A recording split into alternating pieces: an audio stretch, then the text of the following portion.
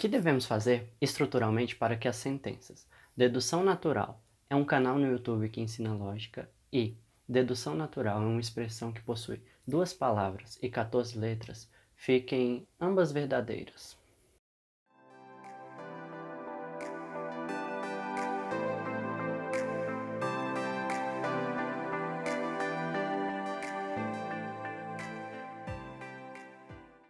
Olá, eu sou Eduardo Lima, estudante de matemática na Universidade de Brasília e criador do canal Dedução Natural. Aqui você aprende lógica clássica de onde estiver. Caso tenha interesse em aulas particulares de matemática ou lógica, o link do Instagram Dedução Natural está na descrição. Na aula passada, verificamos indicadores de inferência, tanto de premissas como de conclusão. Também vimos os modos de montar diagramas de argumentos, bem como dois tipos de argumentos, os simples e os complexos. Na aula 3, vamos ver que os argumentos simples ou complexos podem ser convergentes e não convergentes. Similarmente, veremos enunciados implícitos e também o uso de menção de expressões, além de separarmos a lógica formal da lógica informal. Já sabemos que um argumento é um conjunto de enunciados em que um deles é a conclusão definitiva.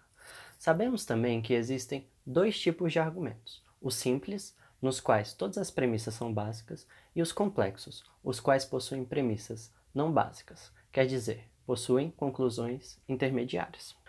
No entanto, estes dois tipos de argumentos podem ser subclassificados em convergentes e não convergentes. Os argumentos convergentes são do tipo em que dois ou mais enunciados funcionam como causas independentes que convergem para uma conclusão final ou intermediária. Por exemplo, analise o argumento a seguir. É quase certo que ele esteve no vestiário. Sua chuteira estava jogada no chão, seu armário estava aberto e o chuveiro havia molhado todo o banheiro. Repare que as premissas 2, 3 e 4 são independentes entre si e levam a uma única conclusão. É quase certo que ele esteve no vestiário. Por isso, esse argumento é simples e convergente, ou seja, todas as bases dos argumentos são independentes entre si e não necessitam ser complementadas pelas outras premissas para provar a primeira afirmação. Do mesmo modo, veja o argumento. É provável que o time seja rebaixado nesse jogo, por 4 motivos. O melhor jogador foi expulso na última partida, os salários dos jogadores estão todos atrasados, perderam as últimas 5 partidas e ainda jogarão contra os líderes do campeonato. Se forem rebaixados neste jogo, o treinador será demitido. Seu trabalho está em risco não só pela má campanha, mas também por não advertir nenhum dos jogadores que, mesmo em má fase, foram vistos em uma boate antes do jogo e nenhum treinador pode permitir isso. Todo este argumento é uma estrutura complexa, convergente, porque as premissas são independentes entre si para chegar a uma solução final. E antes de chegar a essa conclusão final, ainda temos premissas não básicas que também são independentes entre si. Ora, como sugere esse diagrama aqui, as premissas 2, 3, 4 e 5 inferem a premissa não básica 1, que junto com a premissa não básica 6 infere a solução final 7, independentemente das premissas 8 e 9. Por outro lado, em argumentos não convergentes, uma premissa necessita ser complementada por outra premissa, pois caso contrário, nenhuma ideia inicial sozinha consegue dar sentido completo à conclusão. Observe. Em um campeonato do tipo mata-mata, a equipe que não perde nada, nem disputa de pênaltis, é campeã.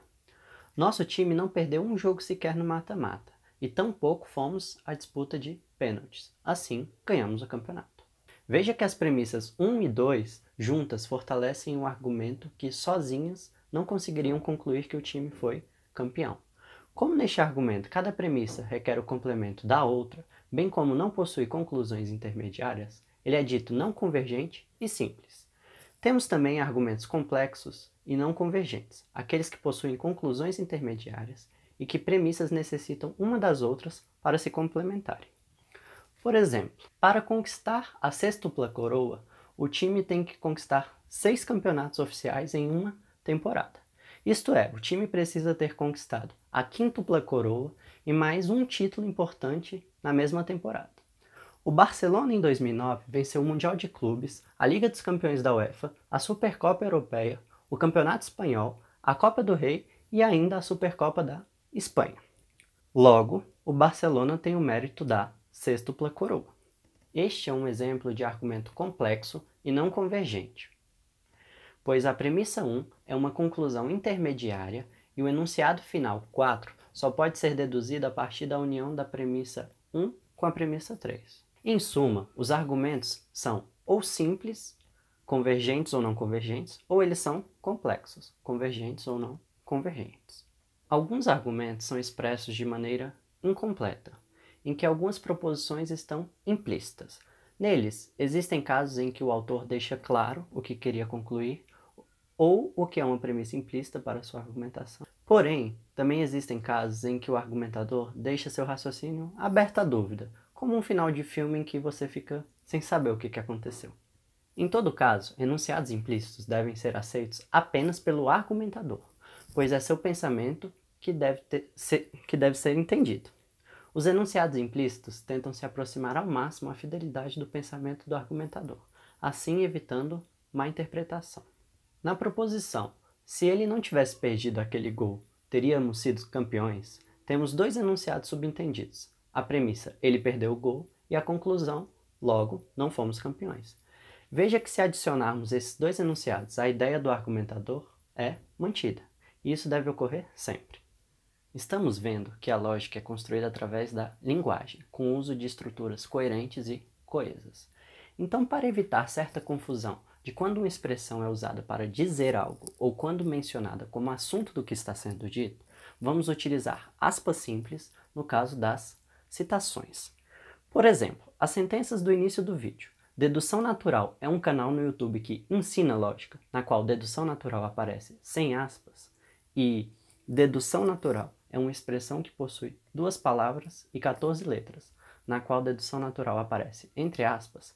Ambas são verdadeiras, pois no primeiro caso, dedução natural explica a função deste canal, e já no segundo, a expressão entre aspas é apenas uma citação. De outra forma, se trocarmos as aspas, veja como ficaria a validade das sentenças. Dedução natural é um canal no YouTube que ensina lógica, na qual dedução natural aparece entre aspas. E dedução natural é uma expressão que possui duas palavras e 14 letras, na qual dedução natural aparece sem aspas. Essas duas sentenças ambas ficariam falsas, pois dedução natural é o nome do canal que ensina lógica, e a proposição sugere que o termo entre aspas ensine lógica, o que é falso. Já na segunda diz que o termo é uma expressão com duas palavras, quando na verdade ele se refere ao canal que ensina lógica, uma vez que não está entre aspas. Por fim, vamos diferenciar lógica formal da lógica informal. A lógica formal estuda as formas de argumento, ou seja, se interessa por modelos codificados estruturalmente que representam vários tipos de argumentos distintos. Por exemplo, na expressão se P, então Q, não Q, portanto não P, a forma de argumento acima possui duas premissas e uma conclusão.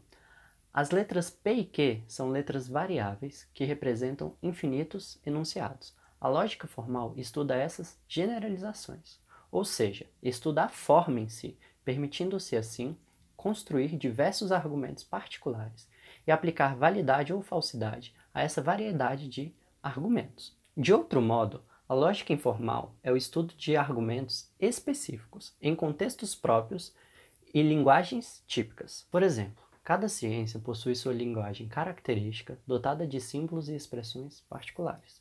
Este tipo de lógica foca na análise prática dos argumentos, enquanto a lógica formal foca na teoria e na generalidade.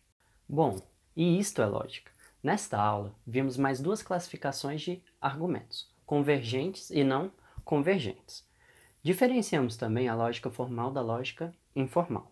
Vimos enunciados implícitos, bem como aprendemos a usar aspas em enunciados. Ora, se tiver gostado do vídeo, deixe seu gostei aqui embaixo. Qualquer crítica, dúvida ou elogio, deixe nos comentários. E é claro, não se esqueça de inscrever no canal.